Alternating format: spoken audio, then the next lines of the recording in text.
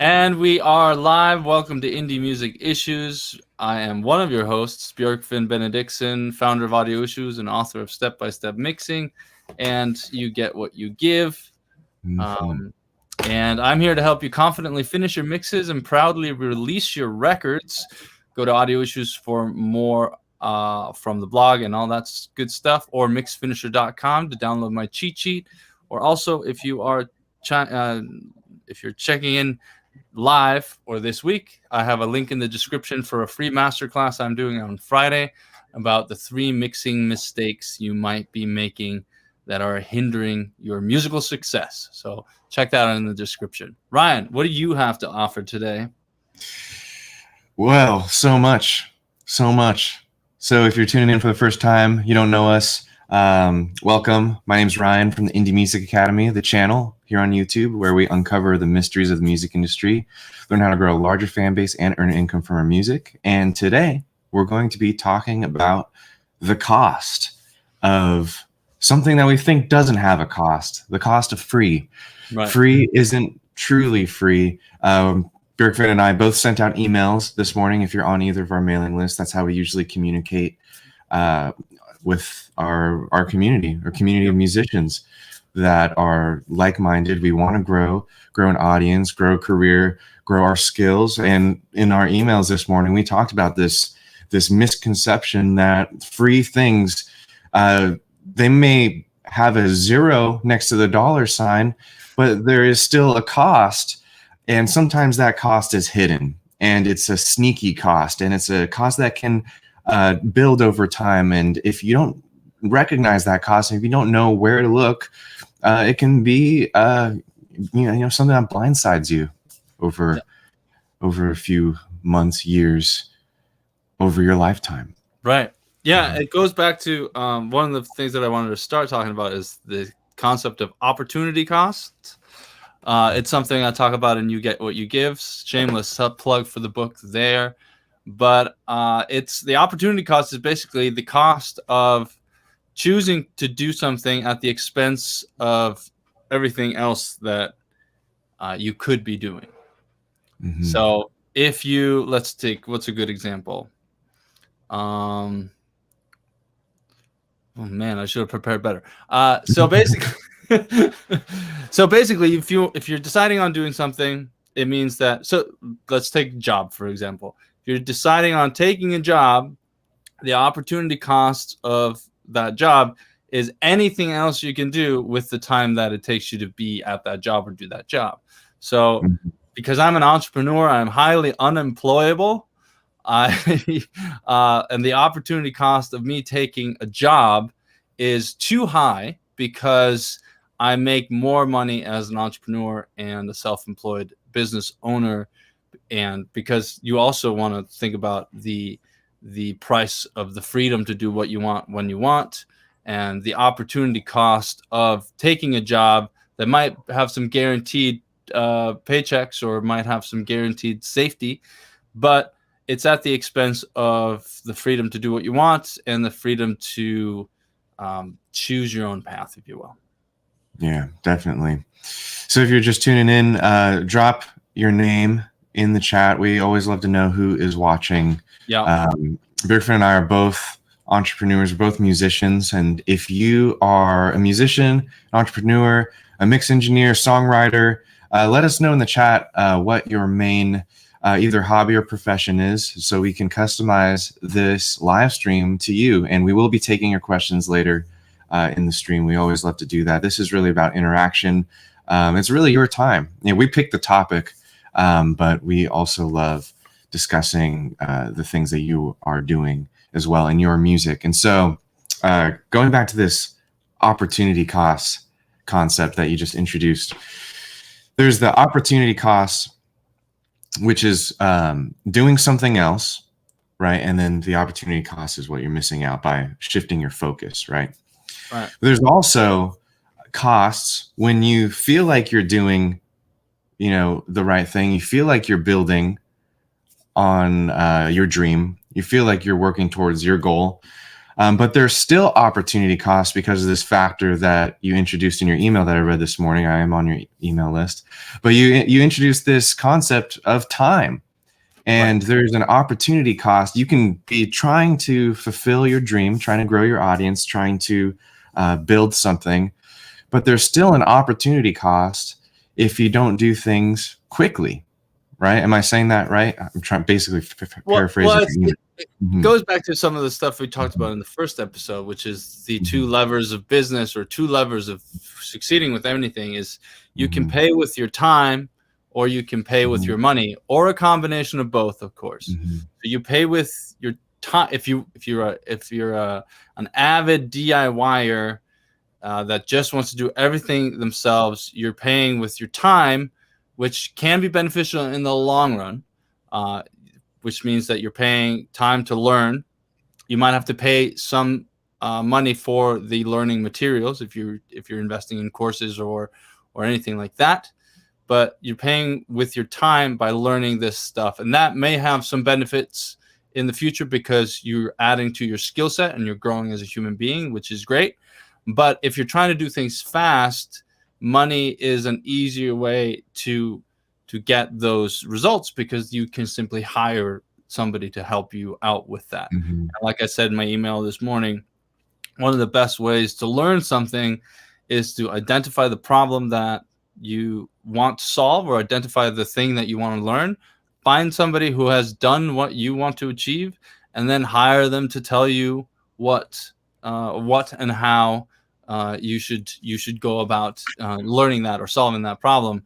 Whether that's booking one-on-one calls with people, reading their books, subscribing to their blog, all that sort of stuff. But it's really about investing in your education by paying for the knowledge of others is something that I highly recommend because it's the way that I've grown at my business, grown my knowledge throughout the years. I'm an avid reader. I learn mostly through books, which on the plus side is one of the most affordable ways of learning because everything is more expensive than a book. And just as a pet peeve, some people will email me and say like, hey, does this work for X, Y, and Z? Or like, if you're debating on reading a book and a $5 price tag is somehow hindering you, that's a mentality you need to get away from, because if you're debating buying a book, I'm sure that it's worth the $5 that, like, I don't know how many books I've bought that I've gotten way more value out of than the price tag that it is. So if it has good reviews on Amazon and seems to solve a problem that you need to solve, don't spend a day debating whether you should buy it. Just buy the book, spend an hour reading what you want from it. You probably get your money's worth, because I'm sure your time is worth more than $5 an hour. Absolutely. Yeah. I subscribe to an entrepreneur newsletter. It's actually a print newsletter that comes to my mailbox every month. And I have one of those too. Yeah. It's there's something having something to read, right? That changes, because, there's all kinds of emails or email lists that I'm on. Sometimes I open them, sometimes I don't. But then when there's a physical thing like a book or a newsletter in front of you, that changes it. And it's like there, it's on your coffee table. You're like, yeah, I should probably crack that open, since, it's here in front of me. And just the amount of value that can come in a relatively short amount of sentences or paragraphs is crazy, because, it's a super effective way to communicate, the written word. It's edited, it's very concise.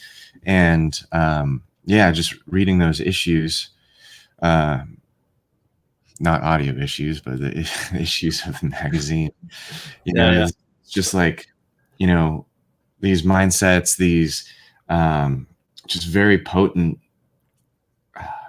pieces of training. Basically, that's what they are. They've helped me so much. They've helped me shortcut, problems. They've helped me think about problems differently. Yeah. And when we're talking about opportunity costs, like there is a cost, there is a monetary cost to subscribing to that, print newsletter that I subscribe to. Right.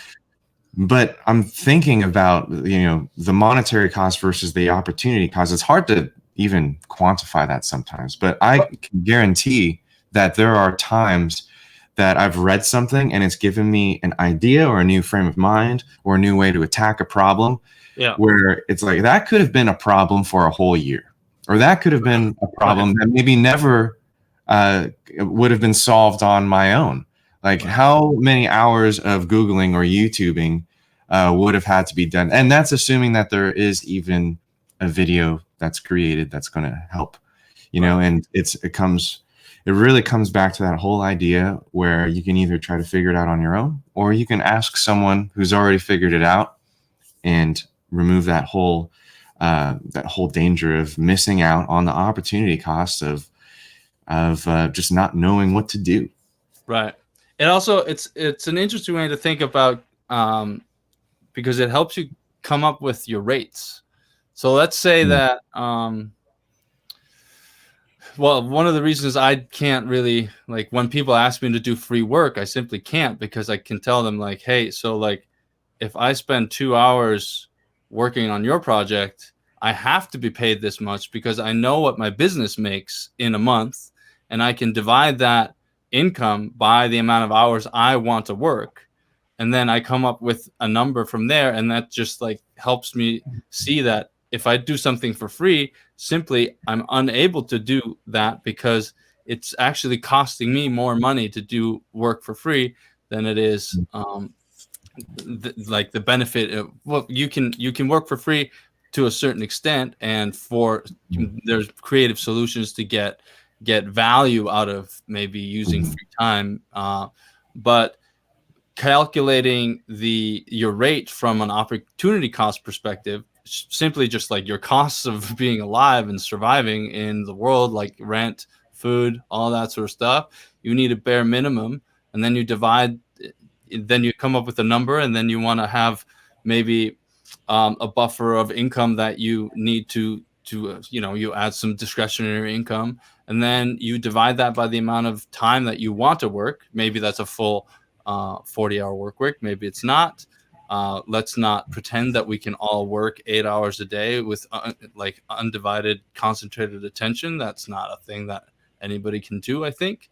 But that helps you come up with a rate, because it's not going to be zero, because you can't survive in the world's being working for free for forever.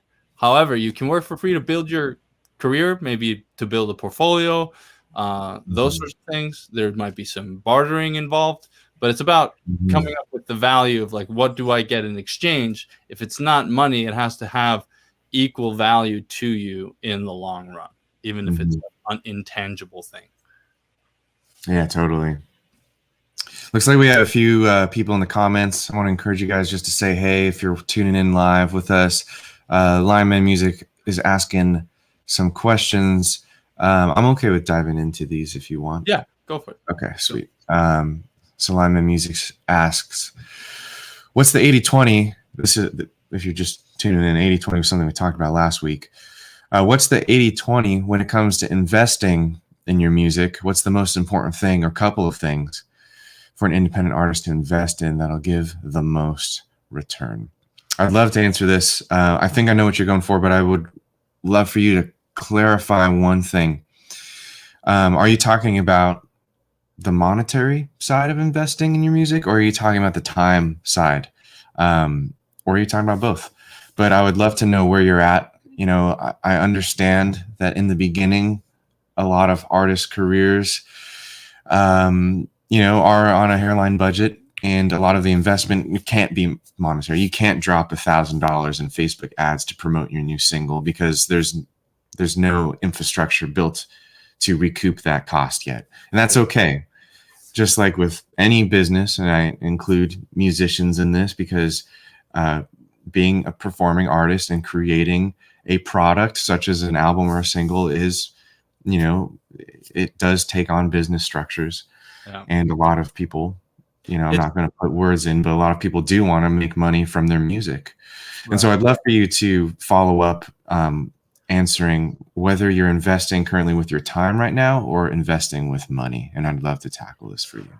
Right. It's interesting to think about the industry as a whole because I mean, like the music industry is in trouble. Like it's been broken for years, and but it's still like the coolest place to work if you want. I mean, like a lot of my friends are like lawyers and have boring jobs, quote unquote boring jobs, and am in the work in the music industry. Like when I came home from working at the Bonnaroo Music Festival a couple of years ago, my friends are just like, oh, your job's just so much cooler than mine.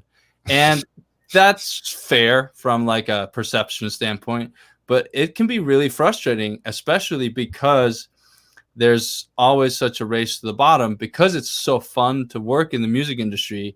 It's something that you would do for free if you could, and and some people actually do work for free, and that does kind of undervalue the industry because Mm-hmm. it creates a ceiling, or it creates a floor of zero that, if you can't work for whatever money I want you to charge, I'll just go somewhere else, which is fine. But that's not really how you create relationships in the industry if you're constantly looking for the lowest or the freest resource available. And it sort of Mm-hmm. breaks the industry if everybody is willing to work for free and willing to devalue their time, because they fail to do the math that's required to have a sustainable career. Like that drum kit, those amps, and that mic, those mics behind you, that acoustic treatment, that is not free. Like Mm. you can't call up Vox and just ask them to send you an amp for free. And then if they don't want it, you'll call Marshall and see if they will do it too. No, it has a price point, right? Yeah. And but somehow, because we work with we're doing something that's maybe a little bit intangible, or there's a perception that these are skills that can be acquired, and they can be. I mean, I teach mixing for fuck's sake, but Yeah. but it's still like it needs to be. You need to have some value over your time, and you need to be proud of that value if you want to work in an industry and make a career that actually does pay your bills. Yeah. So that's my Absolutely. little rant on that. Oh yeah, and I'll tell you, here in Nashville, everyone gets paid. Right. Right? It's and one of the biggest hubs of the music industry, and I'm sure I do have this kind of two-part view of everything. Being here in Nashville, but being in San Diego before, not a hub of the music industry. There's times where I did do things for free in San Diego because of that lack of structure in the music industry. And, sometimes it's hard to escape, but with more and more online things coming about with soundbetter.com, kind of creating a more global music marketplace, especially for production, for mixing, what your audience does. I think that there's almost no reason to do things for free anymore because it's now a global market. In San Diego, I competed in price and in services against people in LA and Nashville. And so it's, even though free might have been more appropriate, 5 years ago, I think now, you can always kind of come in with a price, and it needs to be a fair price for whatever you're offering and your skill level. Right. You're not going to, It's be also a offering thing. $1,000 mixes. Right. Right. And people ask, like, what should I charge? What should my rate be? It should be whatever people are willing to pay, and especially if you've never charged for anything before, you have to find what people are willing to pay and maybe work within their budgets. Mm-hmm. And because you need at least a starting point of like maybe you'll devalue yourself for the first few mixes or first few productions until you realize, like, I'm working for peanuts here. I can't really sustain it this way. And then you just, like, because you've realized that, you can raise your rates, or you can add value to the package to justify the rate increase that you want. But at least you have a starting point to work from, instead of still wondering what your rate is and working for free. I would always suggest working for some sort of trade to begin with. Like what is the value transaction if it's not monetary, and then work your way up from there, because I'm sure people that are charging $5,000 per production did not start with that rate. They started somewhere else and increased through their experience and through their career. Definitely. Yeah. I started doing $100 mixes in college. Yeah. And I'm glad that I didn't do them for free. Right. Because, there's a mentor who told me, he was like, Ryan, you should raise your prices. And I'm like, well, I have these people and they've been coming back, and they kind of expect it to be at a certain price. But he said something to me that I remember pretty potently. It was great advice. And he said, well, that's all great. Just make them super lucky that they found you early, Yeah. And so like if they got a few $100 mixes, but then now, I've been doing this for 3-4 years and now it's a $500 mix, instead of it being, hey, why'd you raise your price? Don't impose that mindset on yourself, right? Because that's a fear. That's almost like an imposter syndrome type of thing creeping in.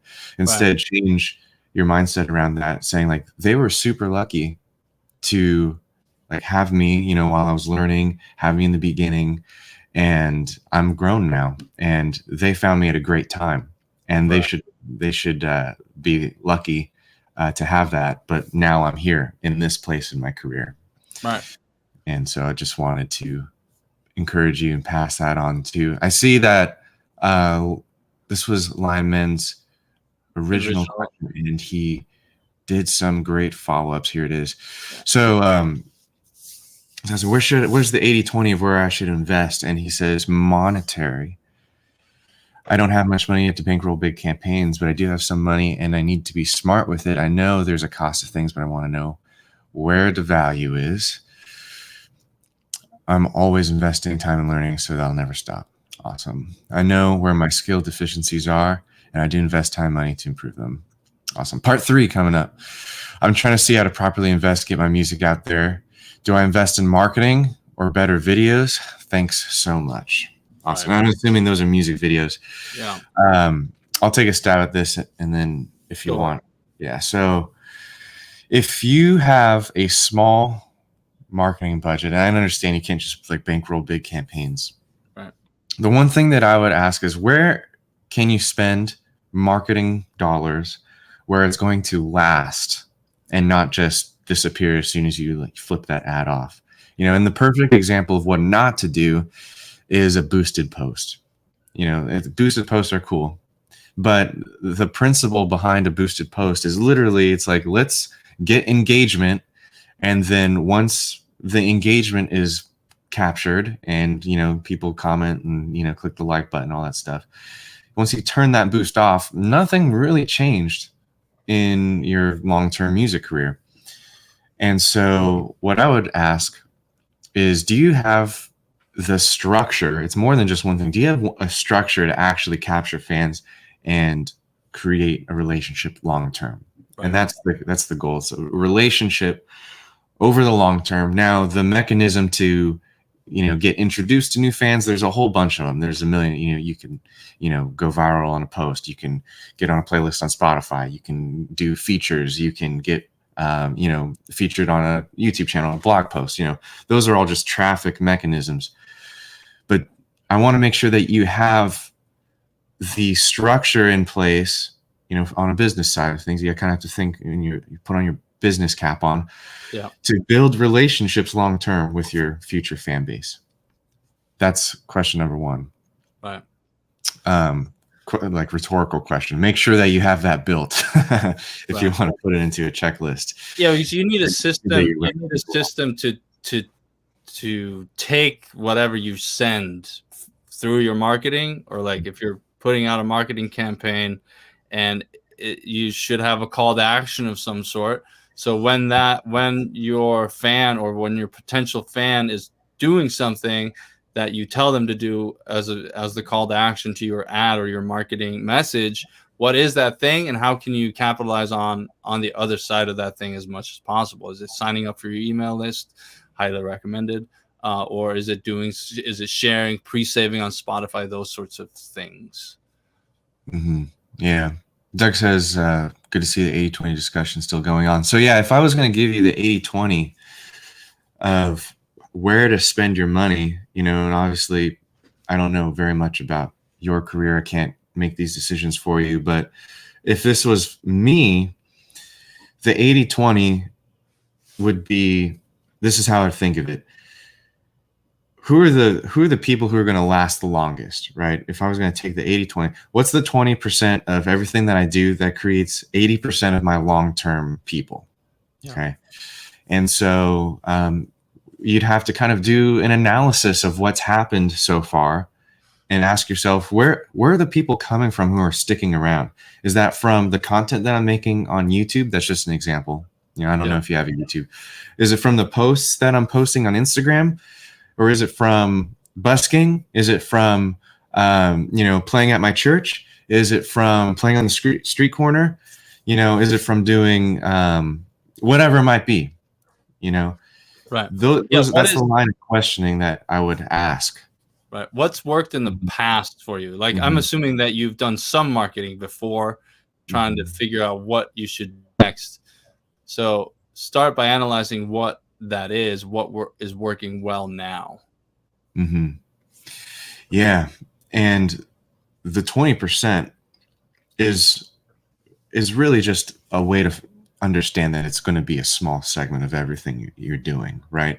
So let's say, for example, your long-term people, you look back at everything that you've done and you figured out, my long-term people are from me playing at my church, because it's a very, easy ways to find new fans of my music, intimate relationships, that kind of stuff. Well, then that's the 20% that you should then focus all of your small budget on, right? And then what you're doing is you're really multiplying your results at that point, taking 20% of everything that you're doing. If you're making that your main thing, right, now you're multiplying how many true fans that you're gathering, how many relationships you're building. So obviously that was all hypothetical, but take that line of thought, right, that 80-20 exercise, and apply it to your music and what you've seen happen in the past.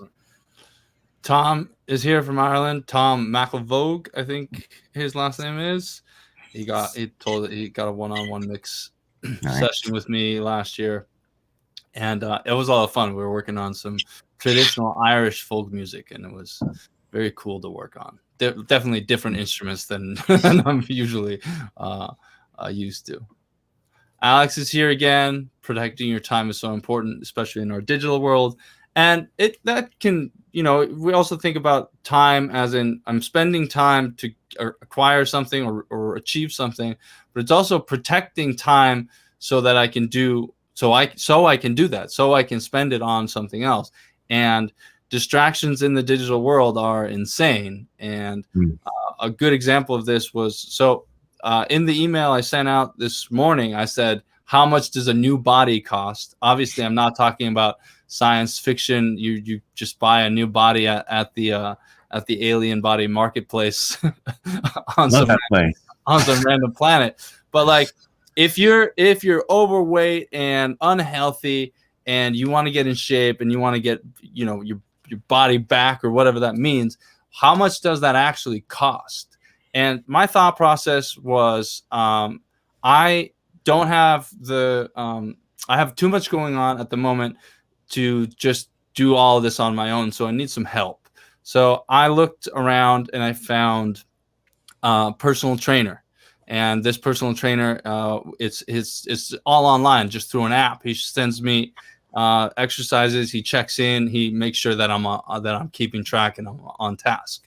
And my thought process of like, okay, like it's kind of a commitment to get to hire a personal trainer, but what am I willing to invest in a quote unquote new body or a more healthy body or whatever?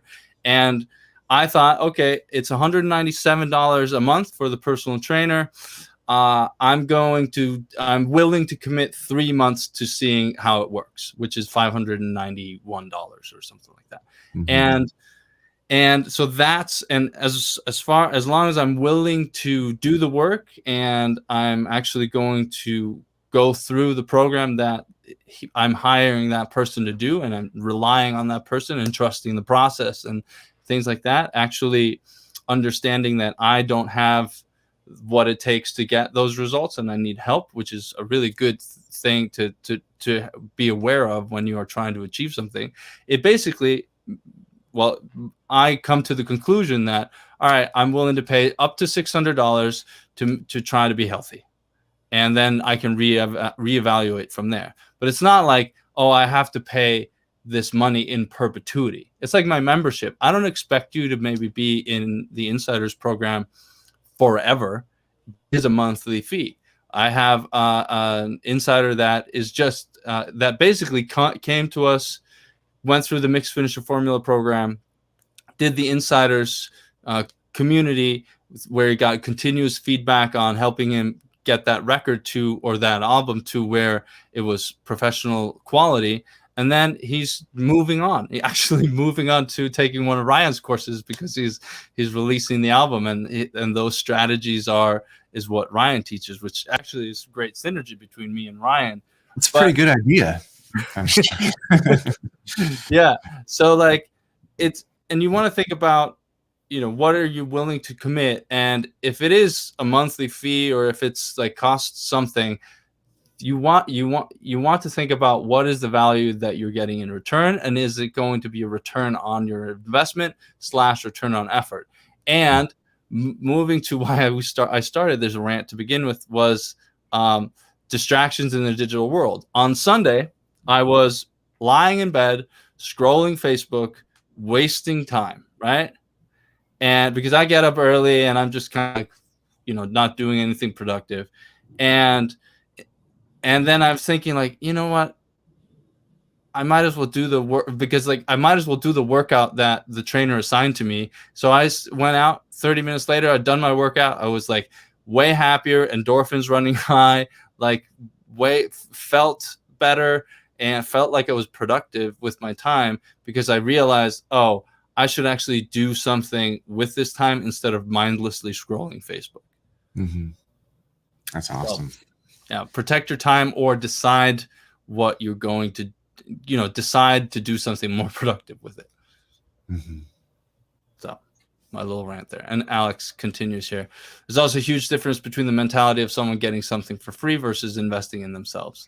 Yeah, typically they'll take more serious action if they're invested. Well, that kind of proves my point. It was like I had invested in a personal trainer, and so I needed to actually do the work that was assigned to me, and I actually did take action. So what another mentor of mine, I've taken his courses, James Wedmore, he says the transformation is in the transaction.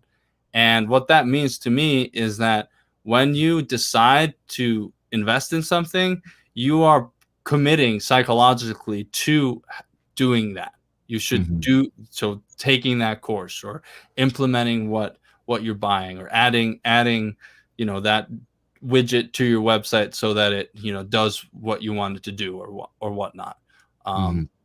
So you definitely, the person that does something for free doesn't see the value in it, so they either won't care about it. Say you decide to do a mix for free, and that person, because they didn't pay for it, they don't really care if you like how well you did it or whatever. And if they don't like it, they'll just shrug it off and move on. Instead, if there's some form of understanding when it comes to exchanging value, even if it's $50 or $100 mix like you started off with, there is a clear transaction there. And it's something that I talk about a lot in You Get What You Give, is this, understanding what how to get, how to get what you give, I guess.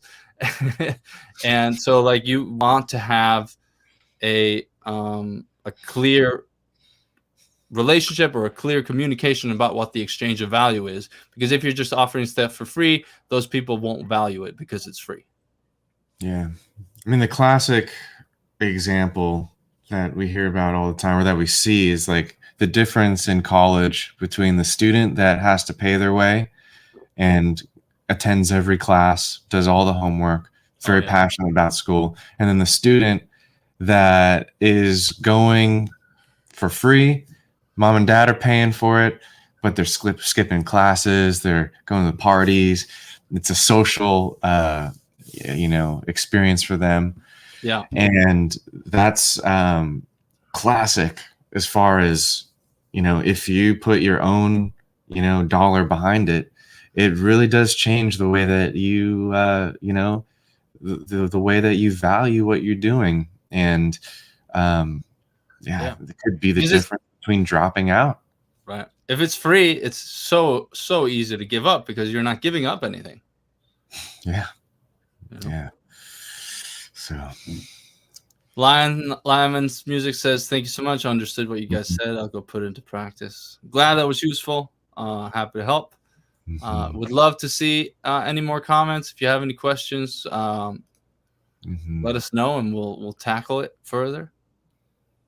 Looks like George has one. Here it is.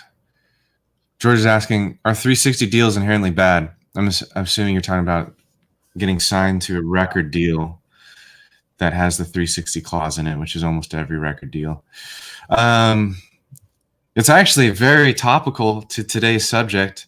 So if you're signing a 360 deal, basically what's happening, for anyone, just a little background, is you're becoming an employee of the record label. Record label is going to own your masters. They're going to own a lot of the creativity that you produce as an artist. But what are you gaining? Well, you're gaining, financial backing from the record label. You're gaining a staff of experts, hopefully experts. You're gaining their marketing team. You're gaining relationships, connections, and access that you normally would not have had. So it's hard to just say, in a blanket way, that 360 deals are inherently bad, because they're not. It's just a transaction, a transaction that could be bad for one artist, could be good for another, depending on their goals with their music, where they're at in their life, with their family, financially. And, there's always this thing that's talked about too, creative freedom. Is creative freedom even something that's valuable to you? Or would you rather have the, I guess the other kind of freedom in living your dream and making all of those relationships with fans that you never would have had? And there's a type of freedom in that. Freedom of gaining something that you never could have had, with strings attached, of course, but it's not entirely a bad thing, even though it does get a really bad rap. And it is something not to jump into lightly, and definitely make sure you don't sign anything without a lawyer just because some guys on YouTube said something. But yeah, definitely don't take any of this as legal advice. But one of the things that 360 deals, as I understand them, and what I don't really like about it is how the label is basically buying anything and everything, like every type of right.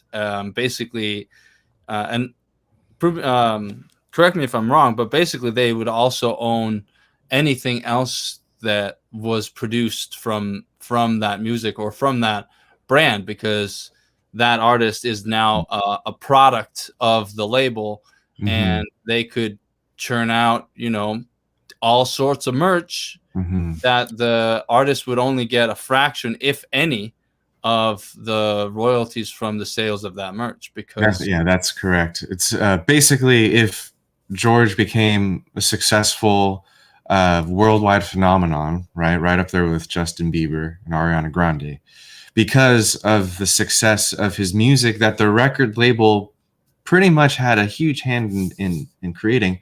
The record label mindset is that, well, we created all of your future opportunities, right? So because of the record deal that we gave you, you are now getting a TV show deal. You know, you're now working with Disney. You now have a successful modeling career, and you are now endorsed, you know, by an apparel company, you know.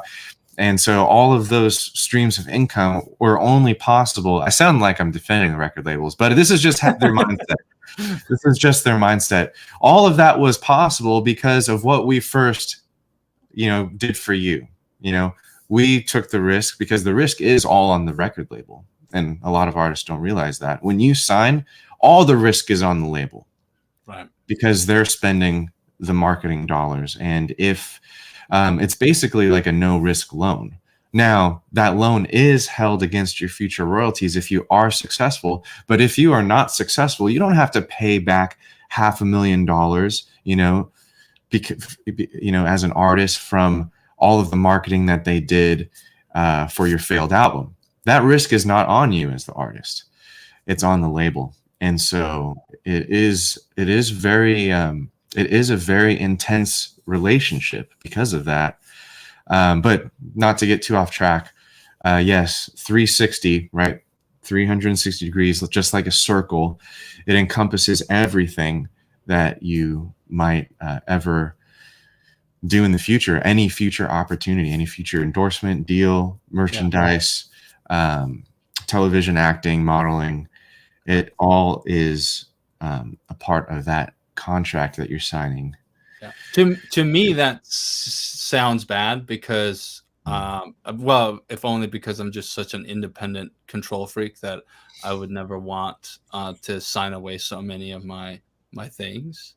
But it also begs the question of like, well, I'd rather have 10% of $1 million than 10% or than 100% of nothing, right? So you're doing that, and that's the trade-off. It's like the opportunity cost is back here, and we're thinking about, what's the future value of this, and what's the future opportunity cost, if you will, of like not doing anything or doing this. So it's always tricky, and that's probably why entertainment attorneys and managers and agents exist, because they are better at answering these questions than we are for sure.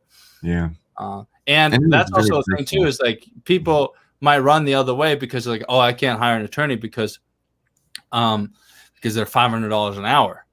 But the value that you get for one attorney reading over like a record deal or whatever and giving you advice that may return that $500 immediately upon signing, that's a net benefit to you. So you always want to think about, what am I getting in return for paying for this, and is it going to be an actual return and higher value than the monetary cost at the present? Is the present value of money, is it less or more than the value that I get in the future? Such a great point. It's like $500 is nothing when you're talking about the entirety of your future. Right. It's like, yeah. And you don't want to make a $500 mistake that's going to turn into, it's going to basically lay the foundation in advance for thousands of dollars. If you are successful, that $500 is going to be a huge mistake, way bigger than the dollar amount. Right. Should have just hired that lawyer. Right. And it's, it's the same thing goes for if you're investing in, I don't know, let's say like some general course on making money. It's just standard business skills or whatever. Let's say the course is supposed to teach you how to make an income, and the course costs $500 because guess what? If you make an income, you're hopefully going to make more than $500 throughout your lifetime. That's why the value of the course is probably way higher, but it costs, $4.99 or something like that. And that's why those courses cost the price they cost, is because they know that if you apply this and you do what they designed the course, they do what the course tells you to do, you are likely to make that money back, but you're not guaranteed, of course, because everything is dependent on your effort, your personal attributes and your personal situation. But that doesn't mean that that course is is too expensive. The course is actually Mhm. as expensive as the value it brings. It's basically you don't value it as at that price because you don't believe that you can get that money back applying the lessons that you find in that course. And that's not the Mhm. course's problem. That's your mindset. Mm. Well said. Looks like we have Alex, a few more. yeah, Alex asked, curious what you two think about combining an education business, mixing music production, building a fan base with an artist persona. I've seen both awesome and poor examples of this. Yeah, so I've been struggling a lot with this in the last few months of like, I have an identity crisis of sorts. And I and I sort of got my answer when I Googled myself because when I Google my name, and I'm a very unique name, so it definitely does pop up. And what what it says on the front page is Björkman Benediktsson is an audio engineer and writer. So that to me that told me like, oh, I'm a writer who writes about audio / music production, and that's my quote unquote artist persona, is the writing. Like my creative work is the books or the mostly the books, mostly the writing, and the courses and the products. So the courses and the products, they are obviously the education part of it, but it requires an insane amount of creativity to come up with that sort of content and that sort of stuff. Like You Get What You Give was very creative for me because I wrote it like a novel, I wrote it like a story, and that was me leaning quite heavily into my artist persona while still having maybe one foot in the how can I help my audience. And that's how that's how that book was kind of created, as a business parable that helps you make create a studio business or a music production business in a way. So I think that it's a good way of doing well, of combining two things, because you want to have a diversified income stream, which means that you don't want to rely just on your Spotify stream royalty check. You maybe want to rely on something else. Like Ryan is an artist in the musical sense, and he's an educator in the business / marketing side. I am an artist in the writing sense. My sort of I'm predominantly a writer of, and not a songwriter, like a writer of articles and blog posts and books and things like that. Uh-oh. And then my business. There we go. Sorry? No, we lost you for a sec, but we're back. And then but that all, like the business of Audio Issues sort of holds that all together. Mm-hmm. Yeah. And I've seen some pretty good example. Actually, it's hard to find the poor examples because they're probably not popping up. Right. So right. I've seen some pretty good examples of this where, YouTuber, content creator makes a really cool album, and then they also break down their process, whether it be in more YouTube videos or, they have, I know Andrew Hong has like what's it called? He's on some course website talking about his music production, something. I briefly saw it. And so that is, I don't know. I feel like what we're all trying to do is create like a personal brand, right? That's the big umbrella, whether you're, an educator, an author, an artist, whatever it is, fitness coach, it's all under this huge umbrella of personal brand. And so there's a lot of commonalities, in your question, Alex. You're combining two types of businesses that are still under this personal brand umbrella. That's the way I see it, at least. So an education business and your artistry, your music creation, very similar. Right. And so I don't see any reason why that can't cross over at all.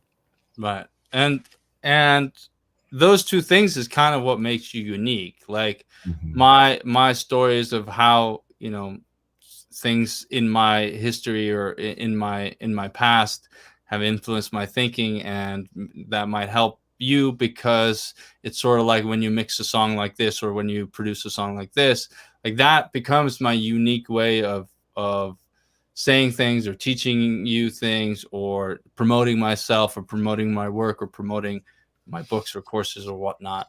And that's the uniqueness of you when you combine those two things. Who are you trying to serve, and who are you trying to help, and what is unique to you, and how can that work together to, help you grow in your career in some way.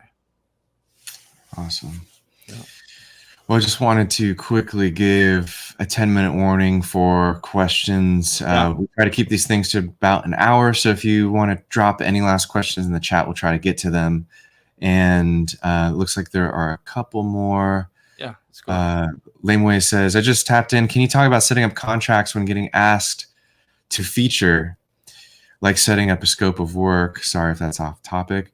A little off topic, but that's okay. I mean, there are tons of different types of contracts. The first thing you'd have to make sure is that you're using the right one. And there's an entire week of training inside the 80/20 Music Business Crash Course where we specifically focus day after day after day, all the different types of music contracts, from, a record label contract when you get signed, getting signed in a publishing deal, things like work for hire agreements, which you would use more in an everyday service environment, like doing a feature, like mixing and mastering, service-based stuff, right? Contracts like songwriting splits. So for you, I would make sure that you understand what type of agreement you want to set up to begin with. Is this going to be like a royalty-based back end? You're going to get a cut of the royalties? Or is this going to be more like a work for hire where you get paid up front, but you don't own any of the artistry that you created? So I would make sure that you understand the different types of contracts. Quick plug, I totally recommend the 80/20 Music Business Crash Course for any artist who wants to get a great understanding of what they need to focus on in the music industry. And like I said, there's an entire module on music contracts for independent artists. So I would check that out. The link is in the description of this video. So hopefully that helps, not to pawn it off, but it is a pretty intense subject. I don't want to just talk briefly about contracts, on YouTube, and when it does need the due diligence. And then there's another from Dominic. My daughter and cousins write and perform together. They post their videos on YouTube and Facebook. None of their music is copyrighted. How dangerous is this in the sense of someone stealing their music, if it is worth stealing? That's a really interesting question. Do you have thoughts on this? I don't think that one should be too worried about that. Mm-hmm. I think there are so many people out there that are, working on their own music that I think that's a sort of it's a fear-based mentality of not putting things out there. I don't know how many people just post their new stuff online just to get feedback, or just to see like, hey, I'm working on this. And I don't think there's some like group of executives out there that's like hunting YouTube to look for songs to steal. Mm-hmm. If anything, if they discover you and the songs are good enough, like they'd rather probably get in touch than anything else. I think releasing something is more beneficial to your growth than fearing that it gets stolen, because, and it's similar to I'm heavily involved in sort of like the startup world here in Tucson, and a lot of times people are worried about NDAs, like you got to sign an NDA, otherwise I won't tell you my idea, et cetera, et cetera. The thing is, like, nobody cares about your idea. They all care about the execution of that idea as a business. They don't, because, ideas are a dime a dozen. And like, how many songs are out there? We can compare that to songs. Like there's, I don't know how many millions of songs that are being produced all the time. But it's about what you do with the song once it's released, and what you do with your career as a musician or producer that's way more valuable and important than just the one song or the one or a couple of songs. So I wouldn't be worried about that. Yeah, I completely agree, and would just like to add that a lot of times we're afraid of our song being stolen. Okay, let's just pretend that your song was stolen. You know, it could either be stolen by a nobody who, okay, no harm, no foul. You know, it's just nothing happened, basically. Right. Or your song can get stolen by an established artist with a fan base and they're making lots of money. And so that is the only scenario where you might think, oh, okay, there might be a 0.001% chance of that happening. Yeah. Now, what are your options? Well, there's the U.S. Copyright Office where you create your registration. And now in a court case, there is actually a legal filing that you can, you know, bring to the table and hopefully make things right. So that does exist, and it's not that expensive. So for the peace of mind, you can do that. Yeah.